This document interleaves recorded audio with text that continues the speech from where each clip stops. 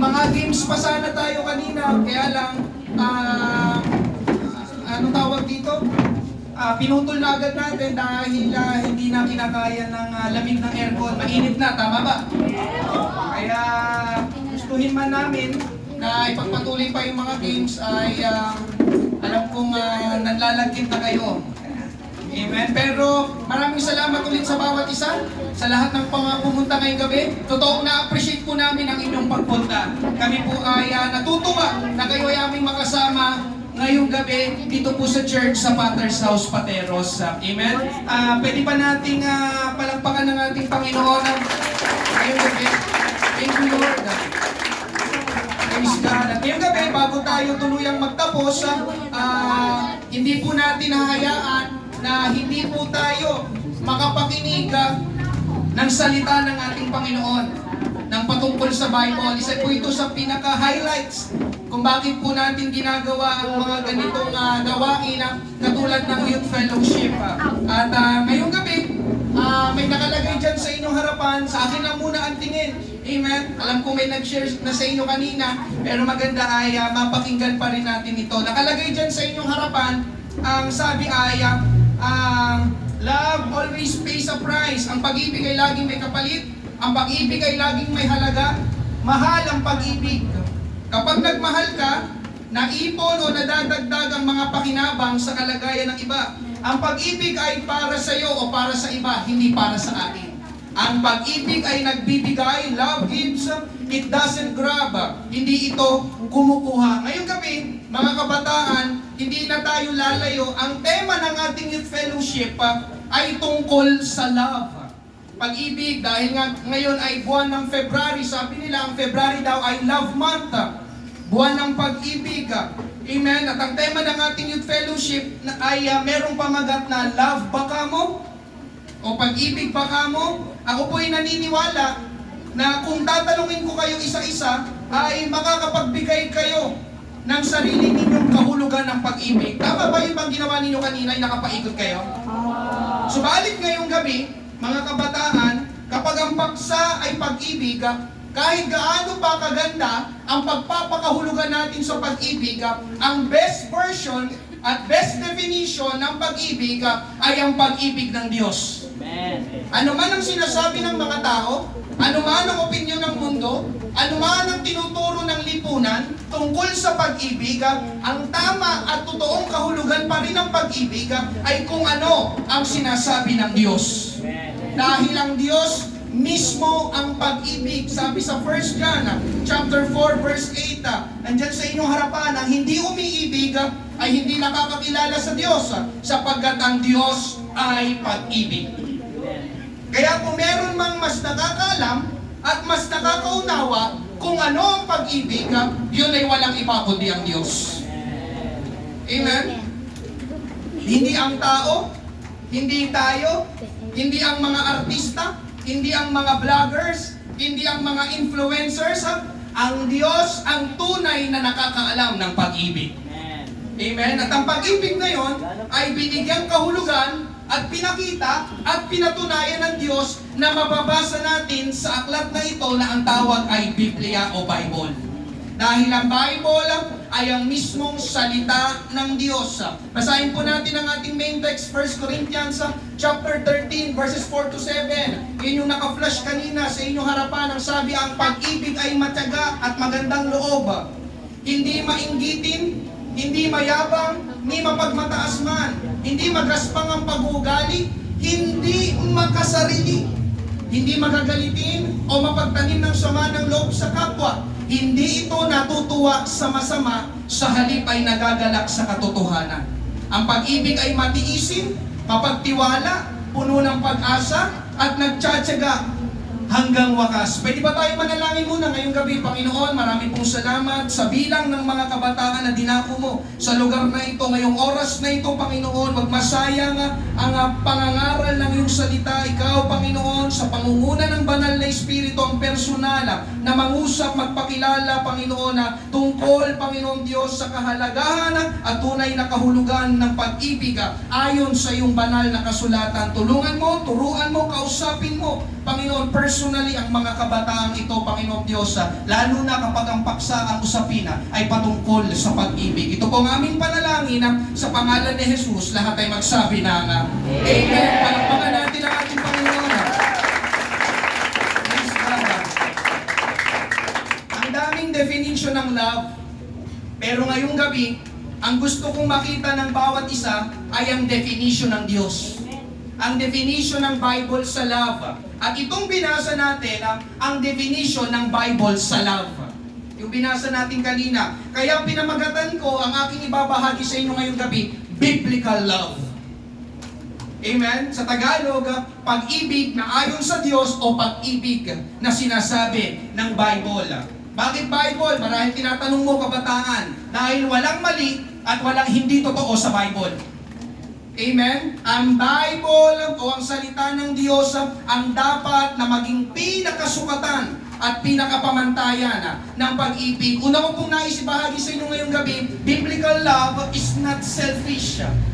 Biblical love is not selfish. Ang makadiyos na pag-ibig o ang pag-ibig na sinasabi ng Bible ay hindi makasariling pag-ibig.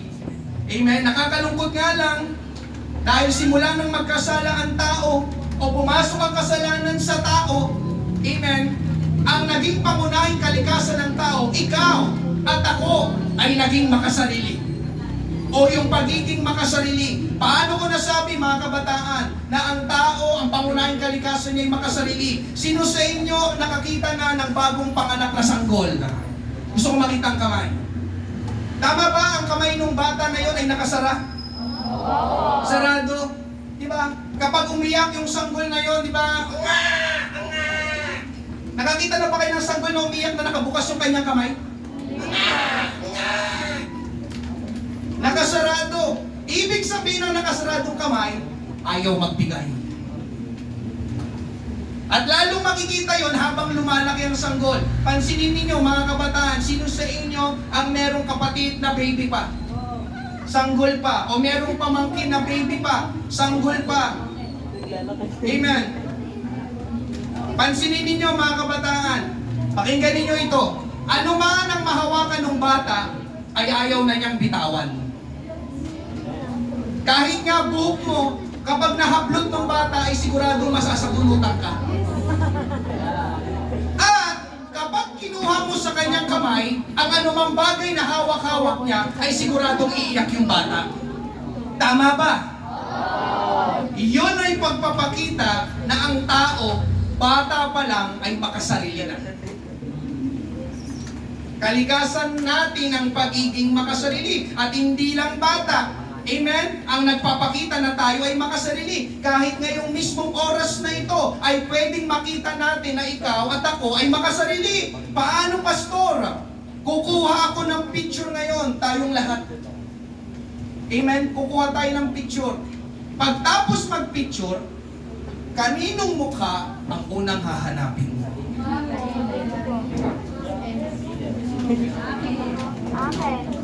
Ang unang mukha na hahanapin mo ay ang iyong sariling mukha. Papagtingin mo dun sa cellphone, ay nakapikit, ay nakabuka yung bibig ko, ay hindi pantay yung kilay ko dyan ang pangit naman. O kaya naman, ba, ang ganda ng smile ko dito ang gwapo ang ganda ko Tama ba? Pagtingin mo doon sa kinuhanan nating picture sa cellphone mo, amen, nakafocus ka agad sa sarili mo. Sa sarili mong itsura. Hindi mo titignan ng ibang mukha hanggat hindi mo nakikita ang iyong sariling mukha. Katunayan, mga kabataan, kung hindi ako nagkakamali, hindi ko alam kung narinig nyo na ito, tinatawag daw ang generation na ito na selfie generation. Ano ibig mo sabihin, pastor?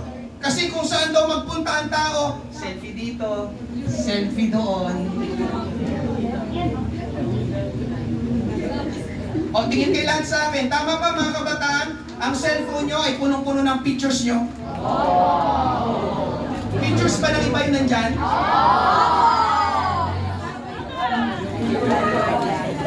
O, so tingin kayo sa akin. So, ibig sabihin, tama si pastor. Amen. Pansinin yung tawag. Selfie. Diba? Malapit na, katunog na ng selfish. Hindi na nakakapagtaka mga kabataan dahil sinabi na ng Bible na mangyayari yon. Ang tao ay magiging makasarili o lalong magiging makasarili. 2 Timothy chapter 3 verses 1 to 2. Dapat mong malaman na sa mga huling araw ay darating ang mga panahon ng kaguluhan. Bakit daw? Sapagkat ang mga tao ay magiging maibigin sa sarili. Sa sarili. Amen. Pinakauna sa listahan sa mga huling panahon. At yung huling panahon na tinutukoy ng Bible dito, I believe, ito na yon, yung panahon na yon, yung panahon natin. Ang sabi, ang mga tao ay magiging maibigin sa sarili. Amen. Maibigin sa sarili o punong-puno ng kanilang sarili. Actually, mga kabataan, kapag sinerch nyo, alam nyo ba na may mga tao na sa sobrang pagmamahal nila sa kanilang sarili, pinakasalan nila ang kanilang sarili? Search nila. Meron. Amen. Meron. Sa sobrang pag-ibig nila sa kanilang sarili, yung kanilang sarili na lang ang pinakasalan nila. Amen? At dahil makasarili ang tao, nadadala natin ang ating pagiging makasarili pati sa pag-ibig. Ang tao kapag umibig, nakafocus pa rin sa sarili. Kung anong nararamdaman ko, yun lang ang mahalaga. Amen? Ang tao kapag umibig, may kasi, may kung, may dahil. Mahal ko siya kasi maganda siya. Mahal ko siya kung bibigyan niya ako ng bulaklak at chocolate. Mahal ko siya dahil mabait siya, dahil may pera siya, dahil nakakatawa siya. Pero kung hindi siya ganito, pero kung hindi siya ganon, ay, wag na lang. Mga kabataan, amen. Ang tao kapag umibig o nagmahal, gusto niya may matatanggap siya. Gusto niya may makukuha siya. Gusto niya may mapapala siya. Kaya ang pag-ibig ng tao ay nakasentro pa rin sa sarili. Self-centered love or selfish love. Subalit ngayong gabi, mga kabataan, ang pag-ibig na sinasabi at tinuturo ng Bible ay hindi makasarili. Balikan natin yung 1 Corinthians chapter 13 verses 4 to 5. Ang pag-ibig ay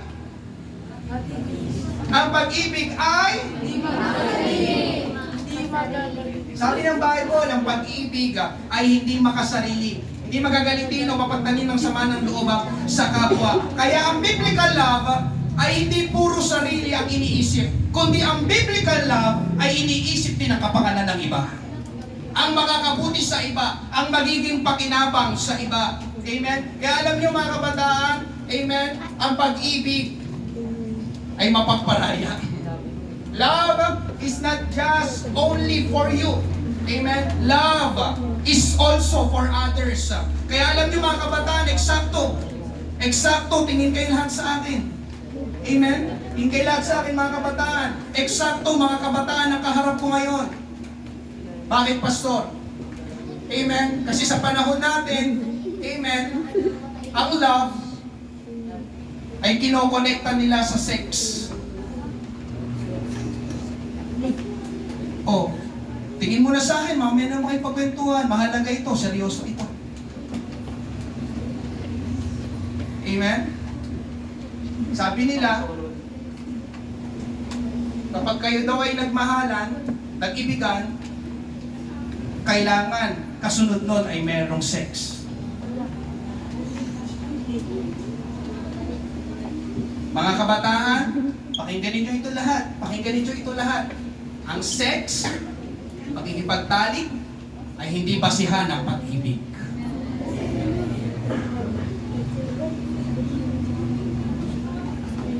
Nakakalungkot, amen, sapagkat sa ating kapanahunan, ay tila ba normal na lang ang sex. Kaya alam nyo, dumadami ang kaso, ang bilang ng tinatawag na premarital sex. Kaya ang resulta, ang daming mga kabataan na nabubuntis ng maaga. Pero ang sex, mga kabataan, ay hindi isang laro. Ang sex ay hindi isang experiment. Ang sex ay hindi dapat dahil lang dahil lang naku-curious ka. Ang sex ay hindi lang dapat bukso ng damdamin. Amen? Alam niyo mga kabataan, tingin lahat sa akin. Tingin kayo sa akin, lahat sa akin. Hindi lahat na nagsisex ay nagmamahalan. Yung iba, tawag lang ng laman. Yung iba, nananamantala lang. Kaya mga ladies, gusto kong makita ang mga kamay ng mga ladies. Nakinig kayo. That's why meron tayong youth fellowship na ganito. Eksakto, love, ang ating topic. Amen? O mga ladies, makinig, para sa inyo ito. Kapag may lalaking nanligaw sa inyo, sinagot ninyo, tapos makalipas lang ang ilang araw o ilang buwan, bigla kang yayayaking makipagtalik. Girls, tingin kayo sa akin, seryoso ito. Kapag yung lalaki na yon na nanligaw sa inyo, sinagot ninyo, tapos bigla kayong niyaya makipagtalik, hindi yun love, yun ay lust. Alam niyo Tagalog ng lust? Libog.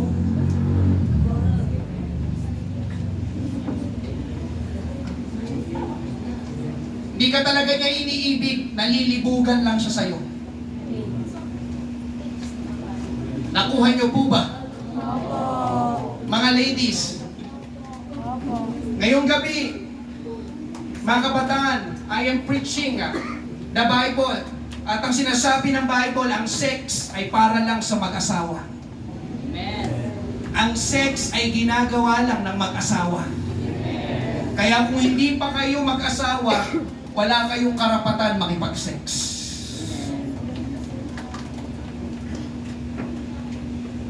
Kita lahat ng Diyos ang ating mga ginagawa. Lihim man o hayag. Amen? Mga ladies ulit, tingin ulit sa akin mga ladies. Yes. Parehas mahalaga, pero sa paksang ito kasi, di ba, mas nag-aalala ako sa mga babae. Mga ladies, kung talagang mahal kayo ng lalaki, makinig ulit mga ladies. Kung talagang mahal kayo ng lalaki, makakapaghintay sila. Mga gentlemen, gusto ko naman makita ang kamay ng mga gentlemen. Mga gentlemen, alam ko umiibig na rin kayo. Makinig sa akin, mga lalaki. Mga gentlemen, kung talagang mahal niyo yung babae, listen. Kung talagang mahal niyo yung babae, magtitiis kayo. Listen. Dahil lang maghintay, mahalaga ito, mamaya na makipagkulitan, mamaya na makipagharutan. Dahil lang maghintay at magtiis ang biblical definition ng love. 1 Corinthians 13:7, ang pag-ibig ay at-easy, mapagtiwala, puno ng pag-asa, at nagtsatsaga hanggang wakas. Ang nagtitiis at naghihintay ay hindi ugali at gawain ng taong makasarili, kundi ugali at gawain ng taong hindi makasarili. Ang ibig sabihin kasi na naghihintay, nagtitiis, ganito yon mga kabataan, ang ibig sabihin na nagtitiis, naghihintay, hindi niya pinipilit kung anong gusto niya.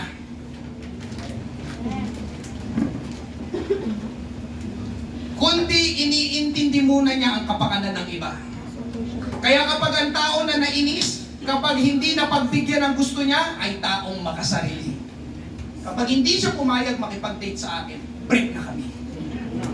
Kapag hindi siya pumayag, pumunta sa bahay namin, di ba, ko na sa kanya. Maghiwalay na kami. Amen? Kapag hindi siya pumayag, makipagtalik sa akin, hindi ko na siya papansinin. Amen? Mga kabataan, amen? Hindi po yung totoong pag-ibig. Dahil ang totoong pag-ibig na sinasabi ng Bible ay hindi makasarili. Amen? Pero alam niyo ang taong hindi makasarili, lalo na sa lalaki, mga lalaki ulit. Amen? Dapat ganitong pananaw ng mga lalaki, ganitong pananaw ng mga taong hindi makasarili. Amen? Kapag may nangyari sa amin ito, tapos hindi pala kami nagkatuluyan sa huli, siya ang talo, siya ang lugi. Mga babae, totoo yun. Alam niyo, kayo lagi ang talo. Kayo lagi ang lugi. Kapag may nangyari sa inyo, tapos naghiwalay kayo ng lalaki, kayo lagi ang dehado. Dahil may nawala sa inyo na hindi nyo na mababalik. Sa amin, sa mga lalaki, sa mga gentlemen, Ano naman talaga yung masabi mong mawawala sa amin? Amen? Hallelujah. Nakuha ko ang hindi pala para sa akin, kundi para sa kanyang mapapangasawa. Di ba mga lalaki, di ba hindi selfish? Kaya sa lahat ng mga kabataan na narito, kung kayo man ay merong boyfriend o girlfriend, o magkakaroon someday ng boyfriend o girlfriend, kung totoong mahal ka niya, kung totoong mahal mo siya, maghihintay ka. Maghihintay siya. Magtitiis ka, magtitiis siya because biblical love is not selfish. Nakuha po ba? Pangalawa, pag-usapan naman natin, biblical love involves discipline. Ang makadiyos na pag-ibig o ang pag-ibig na sinasabi ng Bible ay may kasamang disiplina o pagdidisiplina. Sabi sa verse 6, 1 Corinthians 13:6, hindi ito ang tinutukoy yung pag-ibig. Hindi ito natutuwa sa masama, sa halip ay nagagalak sa katotohanan. Ang masama ay kasing kahulugan ng mali at kabaluktutan. Kapag may mali ang tao, tinatama. Kapag may baluktot na ginagawa ang tao, tinutuwid. Dahil ang pag-ibig na sinasabi ng Bible ay hindi natutuwa sa masama. Ang kaisipan kasi nating mga tao, amen, mga kabataan, tama ba? Kapag hindi mo ako sinang-ayunan, hindi mo ako mahal. Kapag pinagsabihan mo ko, hindi mo ako mahal. Kapag pinagalitan mo ko, hindi mo ako mahal. Kapag sinaway mo ko, hindi mo ako mahal. Kapag pinalo mo ko, hindi mo ako mahal. Si Tito ayaw nang napapalo. Amen? Pero alam niyo ba mga kabataan, nakabaliktaran ang sinasabi at tinuturo ng Bible? Ang sabi ng Bible, makinig muna, ang sabi ng Bible, kapag mahal ka, itutuwid ka. Kapag mahal ka, pagsasabihan ka. Kapag mahal ka, sasawayin ka. Kapag mahal ka, papaluin ka. Kapag mahal ka, didisiplinahin ka. Proverbs 3:11-12. Basahin. Anak, huwag mong mamasamain kapag itinatama ka ng Panginoon upang ituwid ang iyong pag-uugali, sapagkat itinutuwid ng Panginoon ang ugali ng kanyang mga minamahal. Katulad ng ginagawa ng isang ama sa kanyang anak na kinalulugdan. Proverbs 13:24, ang hindi gumagamit ng pamalo ay napupuot o nagagalit sa anak niya, ngunit ang umiibig sa kanya ay matyagang dumidisiplina. Hebrews 12:5-6, baka nakalimutan nyo na ang pangaral ng Diyos sa inyo bilang mga anak niya. Anak, huwag mong baliwalain ang pagdidisiplina ng Panginoon at huwag kang panghinaan ng loob kung sinasaway ka niya, sapagkat dinidisiplina ng Panginoon ang mga minamahal niya. At pinapalo niya ang itinuturing niyang mga anak. Ngayong gabi gusto kong makita ang kamay ng mga nagsasabing siya'y anak ng Diyos. Gusto kong makita ang mga kamay na ikay naniniwala na ikay mahal ng Diyos. Okay, pakibaba na. Kung ikaw ay anak ng Diyos, kung ikaw ay mahal ng Diyos, itatama ka. Papaluin ka. Itutuwid ka. Sasawayin ka. Didisiplinahin ka. Nandiyan pa ba kayo mga kabataan? Parang sa mga magulang natin, sino dito may magulang? Tama ba kapag sinasaway ka? Kapag pinagsasabihan ka, kapag dinidisiplina ka, pakiramdam mo inaaway ka? Pakiramdam mo kinakawawa ka? Pakiramdam mo kinokontrol ka? Pakiramdam mo kinakalabang ka? Kaya tama, kapag sinasaway ka, nagagalit ka. Tama mga kabataan? Yung iba nga siguro sa inyo, lumabas pa ng bahay dahil sa sama ng loob. Wala dito niyan, wala. O kaya naman, sinagot mo pang iyong magulang dahil ayaw mo nang tinutuwid ka. Mga kabataan, mga kabataan, tingin ulit kayo lahat sa akin. Ako ay naniniwala na hindi ka naman sasaway ng magulang mo sa mga tamang ginagawa mo. Sino dito gusto ko makita yung kamay, yung napagsabihan ka na ng nanay mo, anak, bakit ka nagwalis? Hayaan mo lang yung kalat dyan. Wala naman sigurong gano'n, tama ba? Anak, bakit umuwi ka ng maaga? Ang aga pa, lumabas ka pa, mamaya ka ng madaling araw mo eh. Wala naman sigurong gano'n.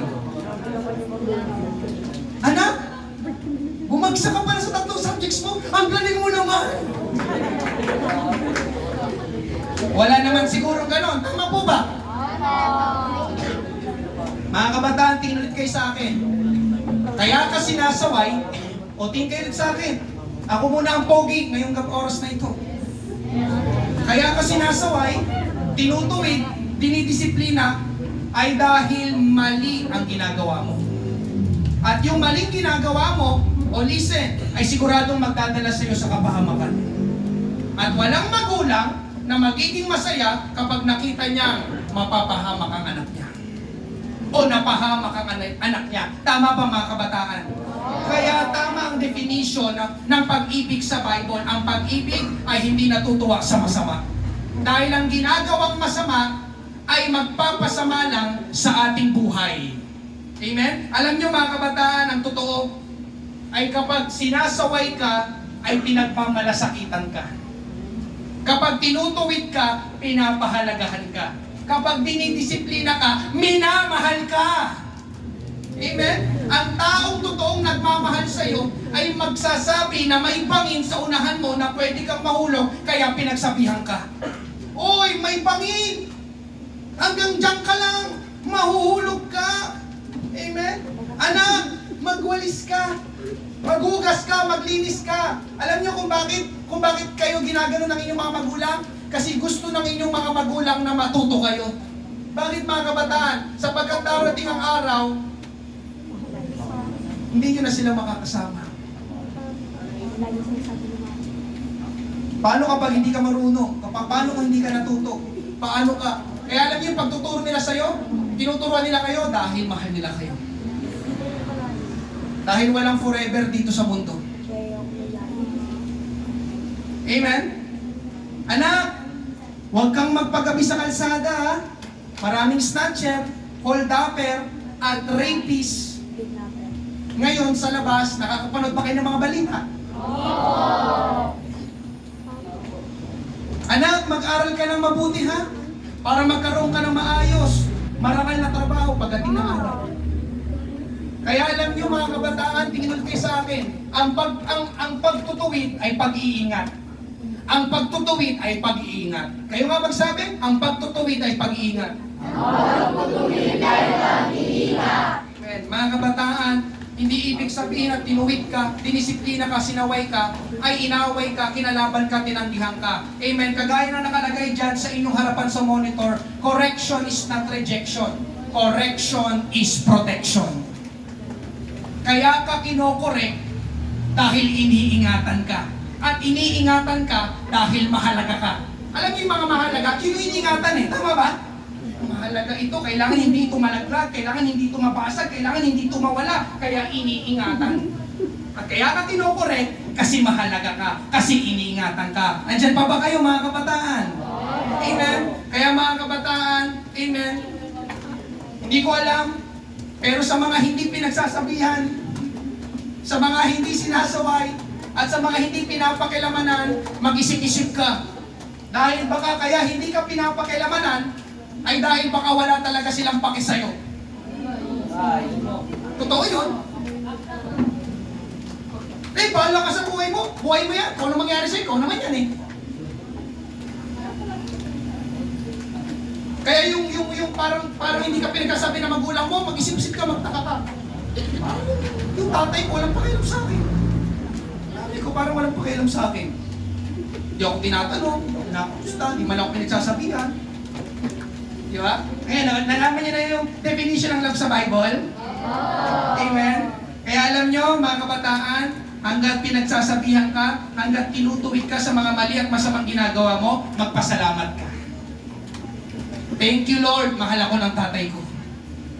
Nagmamalasakit pa sa akin ang nanay ko. May pakialam pa sila sa akin. Kaya alam nyo, mga kabataan, pati ang church na ito, paminsan kasi nakarinig na ako, sabi nila, ang sakit naman ng pangangaral sa church na yan. At dahil nasaktan sa pangangaral, sasabihin nila, ang church na yan, walang pag-ibig. Hindi yung totoo mga kabataan. Masakit paminsan ang pangangaral dito sa church dahil masakit ang katotohanan. The truth hurts. Pero doon sa katotohanan, tayo mamumulat. Doon sa katotohanan tayo lalago. Doon sa katotohanan tayo matututo. At doon sa katotohanan, nagagalak ang pag-ibig. Verse 6, hindi natutuwa sa kasamaan, kundi nagagalak sa katotohanan. Ang taong totoong may pag-ibig ay magsasabi ng totoo sa iyo. Amen? Hindi yung bobolahin ka, amen, o paplastikin ka. Sabi nga ng Proverbs 27:5, mas mabuti ang hayag na pagsaway kaysa nakatagong pagmamahal. Sabi sa English, a truly good friend will openly correct you. You can trust a friend who corrects you. But kisses from an enemy are nothing but lies. Kaya alam niyo minsan yung mga kabataan na parang kung binobola-bola ka lang na sinasabi, puro maganda mabuti lang sa'yo. Nako, delikado yun. Pero yung mga kaibigan, di ba? Na biglang nagsabi, yung kanilang sinabi, nasaktan ka. Oh. Pero totoo, totoong kaibigan yun. Nandiyan pa ba kayo?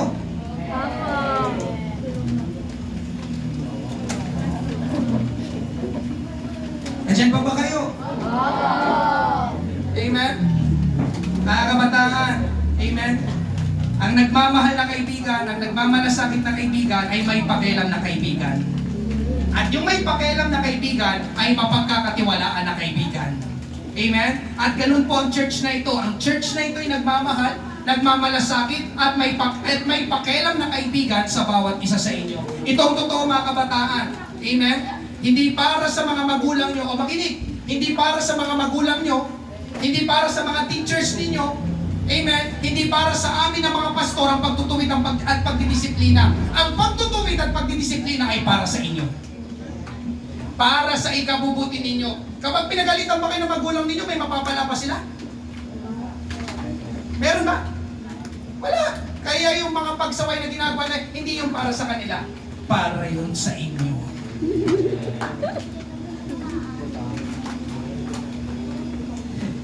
Alam nyo, mga kabataan, amen, dumaan din ako sa pagiging kabataan. Matigas ang ulo, ayaw makinig, at gusto na lagi na susunod ang gusto ko. Oh, tingin ulit kayo sa atin. Dumaan din ako sa ganyan edad. Ilan taon kayo? 14, 15, 16? Siyempre, di ba? Alangan naman tumutong ako ng 32 nang hindi ako nag-14, 15, 16. Di ba? Pero alam niyo mga kabataan, ngayon, natatay na ako, doon naging malinaw sa akin, doon ko naunawaan kung bakit ako pinapagalitan noon. Kung bakit ako sinasaway noon, kung bakit ako dinidisiplina noon ng aking mga magulang. Bakit? Dahil nagmamalasakit lang para sila para sa akin. Amen? At ngayon na magulang na ako, totoo nga, ang pagsasaway ay pagmamahal. Amen? Mga kabataan, amen, hindi kayo mananatiling kabataan. Darating din ang panahon na magkakaroon at bubuo kayo ng sariling pamilya. At ako'y naniniwala na kapag kayo ay nagkaanak, hindi ninyo maiiwasang magsaway. Dahil ang pagsasaway ay pagmamahal. Yun ang totoong pag-ibig, yun ang pag-ibig na sinasabi at tinuturo ng Bible. Pangatlo, panghuli, biblical love is about God's love.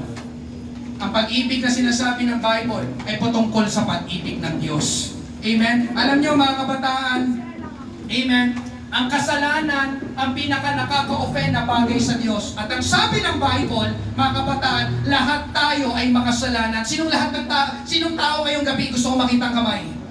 Amen? Sabi ng Bible, mga kabataan, we are all sinners. Romans 3:23, ang lahat ay nagkasala at hindi naging karapat-dapat sa paningin ng Diyos. Lahat ng tao, walang exempted. Ikaw at ako ay makasalanan. At dahil hindi nalulugod ang Diyos sa kasalanan, may kabayaran ng kasalanan. Romans 6:23, ang kabayaran ng kasalanan ay kamatayan. Mga kabataan, amen?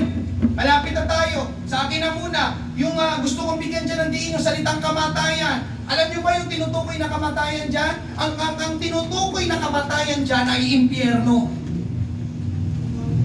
Kaya ang ibig sabihin ng talata na yan, ang kabayaran ng kasalanan ay impyerno. At kakabasa lang natin kanina, lahat ng tao ay makasalanan. So ibig sabihin mga kabataan, lahat ng tao, kabilang kata ko, ay papuntang impyerno. Yes, tamang narinig ko. Yun ang totoo mga kabataan. Yun ang sinasabi ng Bible. Pero ngayong gabi, Amen. Itong dahilan bakit natin ito ginagawa. Bakit pinag-uusapan natin ang pag-ibig? Dahil ang Diyos sa kanyang dakilang pag-ibig sa atin, siya mismong naparito sa lupa sa katauhan ni Jesus Christ. Amen? Tayo ang dapat na magbayad ng ating mga kasalanan. Pero wala ni isa sa atin ang may kayang bayaran ng ating kasalanan. Kaya alam niyo mga kabataan, si Jesus ang gumawa nun at nagbayad ng ating mga kasalanan. Hindi niya deserve ang masaktan at mamatay. Ikaw, at ako ang may deserve na masaktan at mamatay. Amen? Deserve natin yun. Amen? Pero si Jesus pa rin ang nasaktan at namatay para sa atin. Alam niyo ba mga kabataan, hindi tayo kaibig-ibig. Amen? Wala ni isa sa atin dito kapag, di ba? Para bang kapag humarap ka sa salamin, pag tinignan mo yung sarili mo, kaibig-ibig ba ako? Amen? Pero alam niyo, totoo mga kabataan, hindi tayo kaibig-ibig. Sinaktan nga natin ang Panginoon, na-offend ang Diyos, pero inibig pa rin tayo ng Panginoon. Hindi tayo karapat-dapat sa langit. Bakit? Kasi ang kabayaran ng kasalanan ay impyerno. Kaya hindi tayo karapat-dapat sa langit, pero gumawa pa rin ang daan ng Panginoon para makapasok tayo sa langit. At totoo, hindi nga natin inaalala ang Panginoon, pero alam niyo ang Panginoon, inalala ka pa rin niya. Amen? Hindi nga natin hinahanap ang Panginoon, pero alam niyo ang Panginoon, siya ang humanap sa atin. Hindi nga mahalaga sa atin ang Panginoon, pero alam niyo mga kabataan, pinahalagahan pa rin tayo ng Panginoon. Iniiwan niya ang napakagandang kalagayan sa langit para maparito sa lupa upang abutin ka, iligtas ka. Siya'y napako sa krus para tubusin at bayaran ang kasalanan nating lahat. Ganon ka kamahal, ganon ka iniibig, ganon ka kaimportante, ganon ka kahalaga sa ating Panginoon. Palakpakan natin ang ating Panginoon ngayong gabi. Romans chapter 5 verse 8, subalit pinatutunayan ng Diyos ang kanyang pag-ibig sa atin na nung tayo'y mga makasalanan pa, si Kristo ay namatay para sa atin. 1 John 4:10, ito ang tunay na pag-ibig. Pansinin niyo sinabi, ito ang tunay na pag-ibig. Tunay daw. Tunay. Ito daw ang tunay na pag-ibig. Hindi tayo ang umibig sa Diyos, kundi siya ang umibig sa atin.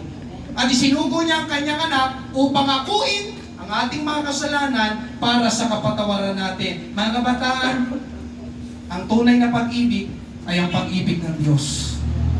At ang pag-ibig ng Diyos, walang katulad, walang kapantay, walang sino mang tao ang makakagawa ng ginawa ng Diyos. Amen? Sino sa inyo mga kabataan, na kapag sinampal ka, pwede ba kita sampalin ngayon? Sasabihan mo ako ng I love you. Pagkatapos kitang sampalin o suntukin.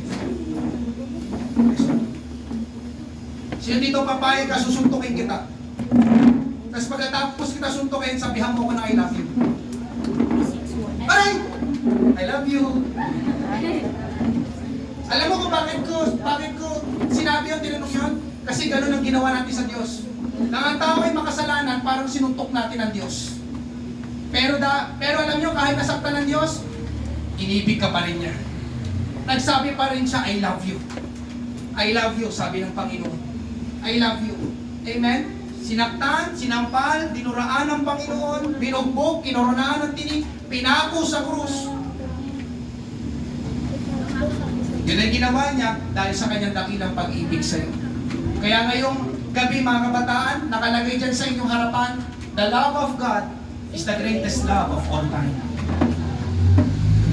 Ang pag-ibig ng Diyos, ang pinakadakilang pag-ibig, amen, sa lahat ng panahon. Kaya ngayong gabi, mga kabataan, amen, ang pag-ibig ng Diyos ay hindi selfish, ang pag-ibig ng Diyos ay selfless. Ngayong gabi, binasa nyo na kanina, alam ko, may narinig ako habang nag-sharing kayo, John chapter 3 verse 16, for God so loved the world that He gave His only begotten Son, that whoever believes in Him should not perish, but have everlasting life.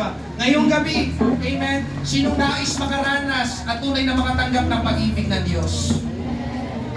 Mga kabataan, amen, meron tayong kailangan gawin. Ano yun, Pastor? Kailangan natin pagsisihan ang ating mga kasalanan. Humingi ng tawad sa ating Panginoon. Ngayong gabi, mga kabataan, at higit sa lahat, tanggapin mo si Jesus sa iyong buhay bilang Panginoon at sariling tagapagligtas. Amen? Magsiyuko tayong lahat ngayong gabi. Praise God. Pwede bang tumayo? Lahat ng mga first time, tumayo na lang dyan sa iyong kinatatayo. Lahat ng first time. Dyan lang sa iyong pwesto. Tumayo. Amen? First time. First time dito sa church, first time. Salamat sa mga tapat na puso na ito, sa mga tapat na kabataan. The first time. Amen. Ang dami. Praise God. Ulitin ko, na-appreciate po namin ang inyong pagpunta. Ngayong gabi, meron tayong gagawin bago tayo magtapos. Kagaya ng aking sinabi, tayo ay mananalangin.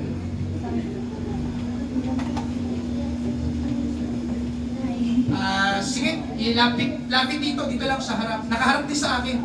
Lapit dito, yung mga nakatayo, lapit dito. Nakaharap sa akin. Lapit sa akin. Lahat ng first time.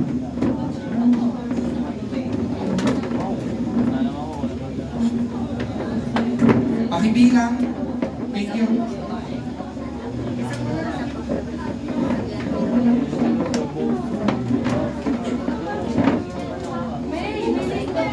Oh, mga kabataan, hindi na natin papakatagalin.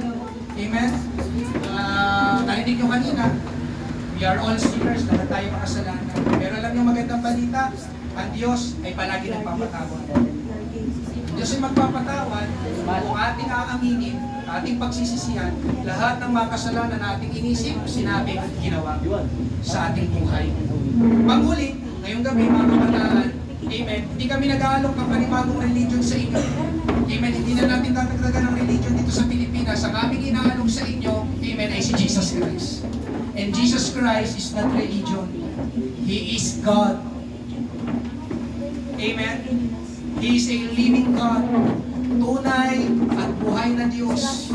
Religion is dead, but Jesus is alive. At siya ang kailangan mong tanggapin sa oras na ito. Amen? Ang Panginoon ay narito ngayon sa ating kalagitnaan. Tanggapin mo siya ng iyong buong puso.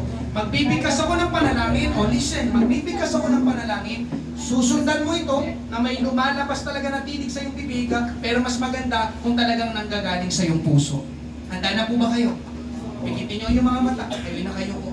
Sabihin ninyo ng sabay-sabay ang ganitong panalangin. Panginoong Jesus, ako'y lumalapit sa iyo. Sa oras na ito, aking inaamin, ako'y makasalanan at hindi matuwid sa iyong harapan. Subalit ngayong gabi, aking napakinggan ang pangangaral na kahit kami ay nagkasala, ay inibig mo pa rin ako. Panginoong Jesus, sa halip na ako ang magbayad, ang mapako sa krus at mamatay, ay ikaw ang gumawa noon para sa akin. Panginoong Jesus, nagpapasalamat ako na ikaw ang nagbayad ng aking mga kasalanan. Sa oras na ito, humihingi ako ng tawad. Aking buong puso na pinagsisisihan ang lahat ng aking mga kasalanan na sinabi, inisip, at ginawa. Panginoong Jesus, ngayong gabi, tinatanggap ko na rin ang iyong pagpapatawad. Panginoong Jesus, ngayong gabi, tinatanggap kita. Pumasok ka sa aking puso. Pagharian mo ang aking buhay bilang Panginoon at tagapagligtas. Maraming salamat sa iyong dakilang pag-ibig, sa iyong biyaya, sa kaligtasan, at sa pangako mo na buhay na walang hanggan sa langit. Ito ang aking panalangin sa pangalan ni Jesus. Amen. Praise God. Palakpakan natin ang Panginoon. Ako lang mag-pray. Panginoon, maraming po salamat sa mga kabataan na ito, Panginoon, ang natumang tumanggap sa iyo, Panginoon Diyos, sa buong pusong nagtaas ng kanilang kamay, nagsisi ng kanilang mga kasalanan. Narinig mo, Panginoon, ang kanilang panalangin. Maraming salamat sa pagpapatawad, sa pagliligtas, Panginoon Diyos, na yung ginawa sa kanila. I pray, Panginoon Diyos, magpatuloy ang mga kabataan ito. Maraming salamat, Panginoon, sa ginawa mo ngayong gabi. Ito po ang aming panalangin sa pangalan ni Jesus. Amen. Makakabalik na po kayo. Amen sa inyong pong upuan.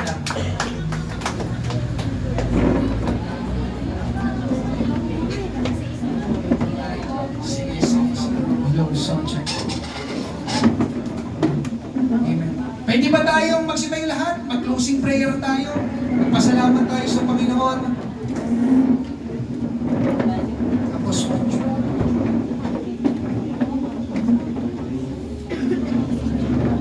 let's pray.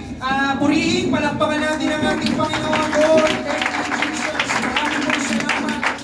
Thou, Panginoon, ang nataas na luwalhati ngayong gabi, Panginoon. Maraming pong salamat sa mga kabataang dinala mo sa lugar na ito, Panginoon. Alam namin na hindi nasayang ang gabing ito, Panginoon Diyos. Lord, tulungan mong mga kabataang ito, bawat salita mo na natanim sa kanilang puso, Panginoon, ay kanilang maalala. Ipaalala mo sa kanila hanggang sa kanilang pag-uwi. Panginoon, I pray ng mga kabataan ito, Panginoon Diyos, ay magkaroon, Panginoon, ng maayos, Panginoon, na kinabukasan. Huwag masayang ang kanilang buhay, Panginoon. Ikaw, Panginoong Isus, ang tunay na kailangan nila sa kanilang buhay. Hanapin kanila, Panginoon, magpatuloy sila, Panginoon, dito sa church, sapagkat sa iyo, Panginoon, ay tunay naming matatagpuan ang kahulugan at kabuluhan ng buhay. Sa iyo lang namin talaga matatanggap, Panginoon Diyos, ang pag-ibig, Panginoon, na aming inaasam at hinahanap, Panginoon, na hindi namin makita-kita sa mundong ito. Maraming salamat, Panginoon. Inialay mo yung buhay. Pinagkalooban mo kami ng iyong pag-ibig, Panginoon, na dahil sa iyo